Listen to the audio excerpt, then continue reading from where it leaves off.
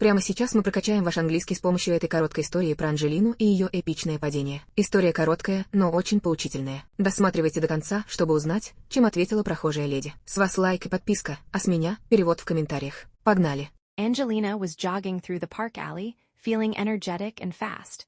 She decided to take a cool selfie while running to impress her followers. However, she didn't notice a small puddle right in front of her. Suddenly, her foot slipped, and she fell gracefully into the mud with a loud splash.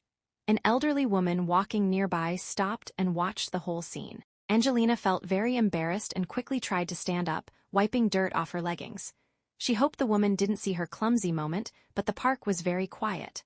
The old lady walked closer, looking very serious. Angelina prepared for a lecture about being careful or using phones while walking. Instead, the woman held up her own phone and smiled brightly. "Wait, don't move yet," she said. "The lighting is perfect for a before and after photo." Angelina couldn't help but laugh at the unexpected joke. She realized her ego was hurt more than her knees.